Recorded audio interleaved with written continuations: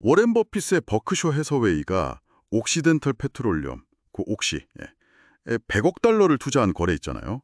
이거 정말 흥미로운 사례입니다. 네, 맞아요. 아주 유명한 딜이죠. 오늘은 저희가 받은 자료들 좀 보면서요. 이 투자의 세부 구조, 특히 그 우선주 배당 조건하고 신주인 수권, 워런트라고 하죠. 네, 워런트. 네, 그 세부 내용을 좀 집중적으로 파헤쳐 보면서 왜 이게 버크셔한테 그렇게 유리했는지, 그 안에 숨겨진 의미가 뭔지 같이 알아보겠습니다. 네, 좋습니다. 이 거래는 뭐랄까 단순 대출이 아니에요.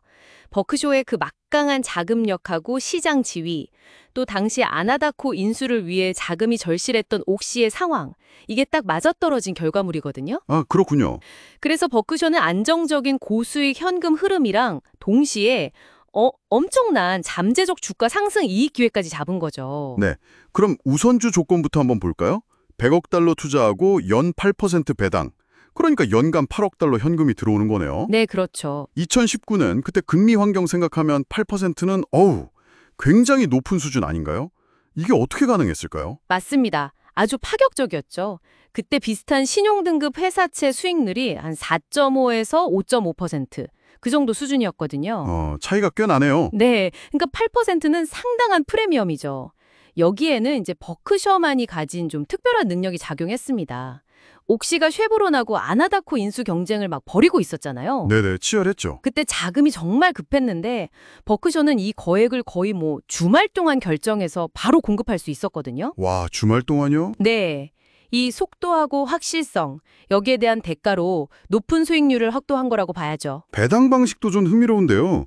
그냥 현금만 주는 게 아니라 특정 상황에서는 혹시 보통주로 받는 PIK, 페이먼트 인 카인드 옵션도 있었다고요? 네, PIK라고 하죠. 맞습니다. 팬데믹 때 실제로 이걸 썼다고 하고요.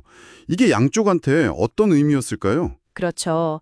이 PIK 조항은 옥시 입장에서는 당장 현금이 안 나가니까 유동성 위기를 좀 넘길 시간을 벌어주는 안전장치였고요. 아, 숨통이 튀는 거군요. 네.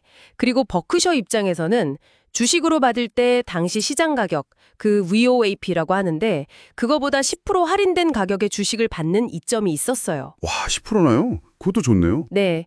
게다가 혹시 배당 지급이 밀리면 배당률이 연 9%로 올라가는 페널티까지. 그러니까 버크셔 수익은 아주 철저하게 보호한 거죠. 정말 빈틈이 없어요. 상환 조건도 보니까 10년간 조기 상환은 안 되고 그 이후에 상환하려면 105%를 줘야 하고 심지어 옥시가 주주환원을 많이 하면 주당 4달러 넘게 그러면 110% 가격으로 의무 상환해야 한다고요? 네, 맞습니다. 이것도 아주 버크셔에게 유리한 조건이죠. 네, 정말 그래 보이는데요. 우선 10년 비상환 조건은 그때가 상대적으로 저금리 시대였으니까 8%라는 고수익을 장기간 묶어두는 효과가 있었고요. 아, 안정적인 수익을 오래 확보하는 거군요. 그렇죠. 그리고 그 의무 상환 조항은 옥시가 잘 돼서 주주들한테 돈을 많이 돌려줄 정도가 되면 그 성공의 과실을 버크셔도 더 큰 프리미엄 110%로 빠르게 회수할 수 있게 만든 아주 영리한 장치입니다. 이야, 만약에 옥시가 상환을 안 한다, 그러면 이론적으로는 버크셔가 영원히 8% 배당을 받을 수도 있는 거라서 불멸의 우선주 이런 별명까지 붙었었죠. 불멸의 우선주라. 재밌네요. 자, 그럼 우선주 말고 같이 받은 신주 인수권, 워런트. 이것도 이 거래의 핵심이잖아요. 네, 그렇습니다. 처음에는 옥시 보통주 8천만 주를 주당 62.50달러에 살 수 있는 권리였다고 하는데요. 이게 바로 추가 수익을 위한 지분 참여 유인, 뭐 이런 건가요? 맞습니다. 정확해요. 고정 수익, 그러니까 배당 외에 주가가 오르면 또 이익을 볼 수 있는 기회를 주는 거죠. 일종의 보너스 같은 겁니다. 보너스인데 규모가 크네요. 그렇죠. 그런데 더 흥미로운 점은요. 옥시가 아까 말한 PIK 배당을 하면서 보통주를 추가로 발행했잖아요. 네네. 그러자 워런트 계약에 있던 시석 방지 조항, 이게 발동이 된 거예요. 아, 그런 조항도 있었군요. 네. 그래서 결과적으로 버키셔가 살 수 있는 주식 수는 약 8,386만 주로 늘어나고 행사 가격은 오히려 주당 59.62달러로 낮아졌어요. 주식 수는 늘어났는데 가격은 낮아졌다고요? 네, 총 행사 금액은 한 50억 달러 정도로 거의 비슷한데 주당 매입 가격은 더 유리해진 거죠. 버키셔한테 유리한 조건이 더 강화된 셈입니다. 워런트 행사 방식도 좀 특이한데요. 꼭 현금을 안 내고 가지고 있던 우선주로도 대금을 낼 수 있다. 네, 가능합니다. 현금 없는 행사, 캐시레스 엑서사이즈라고 하던데 만기도 아주 길다고요? 네, 그 현금 없는 행사는 버킷셔 입장에선 추가로 현금을 투입하지 않고 기존 자산, 즉 우선주를 활용해서 보통주 지분을 늘릴 수 있으니까 아주 효율적인 방식이죠.